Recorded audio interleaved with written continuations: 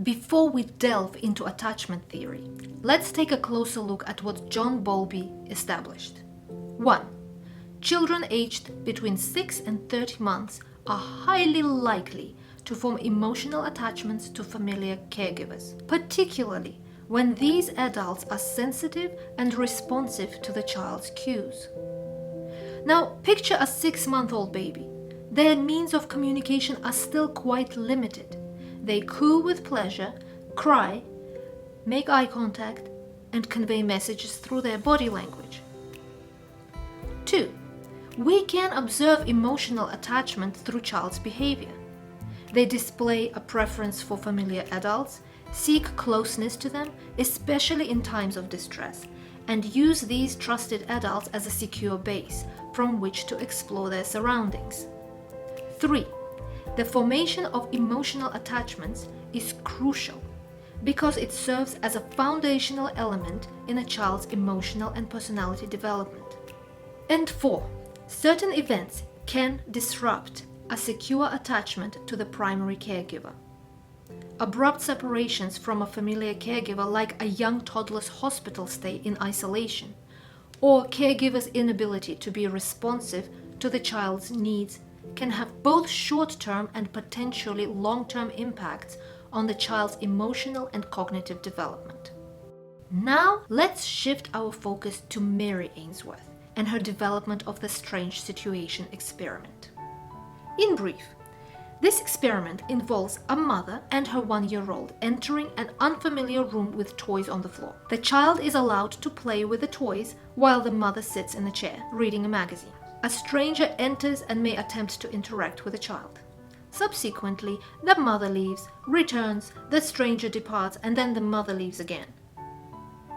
This results in situations where the child is left alone with a stranger and times when the child is left alone in the room.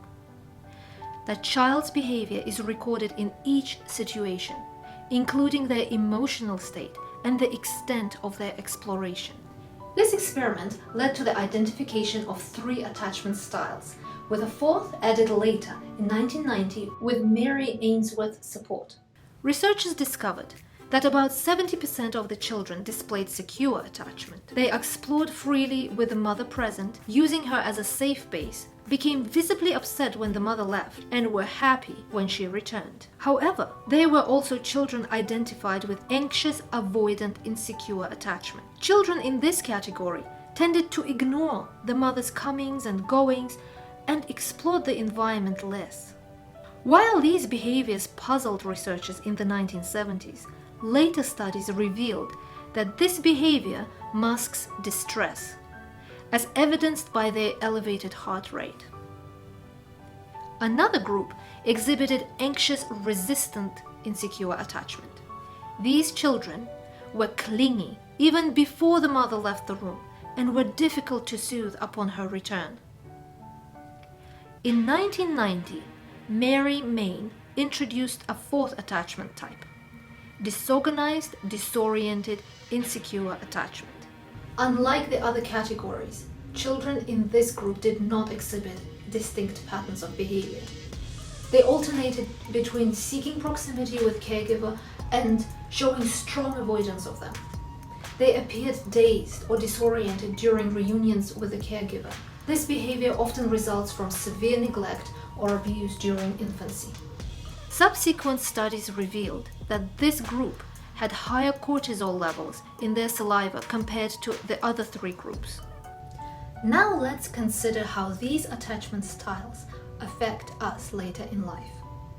Humans are inherently social beings, and our initial interactions with our primary caregiver lay the foundation for how we form relationships later in life. These early experiences shape our self-perception and our perception of others.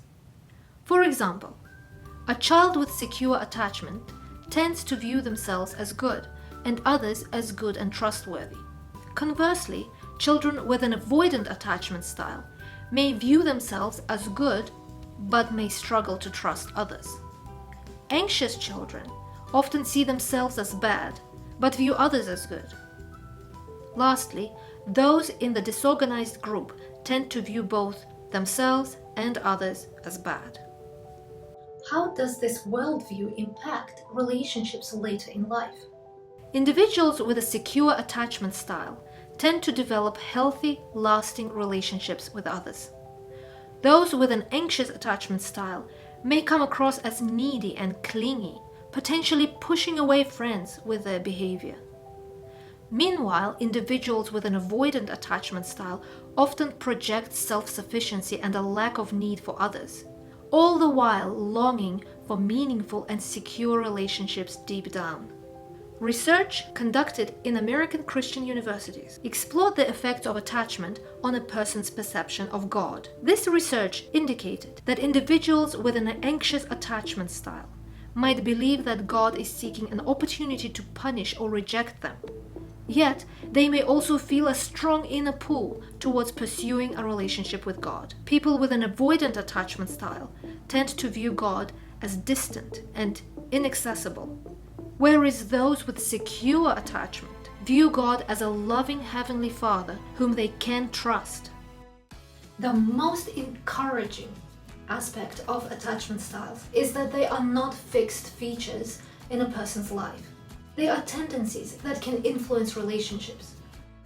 Most importantly, individuals can take steps to change undesirable, insecure attachment styles.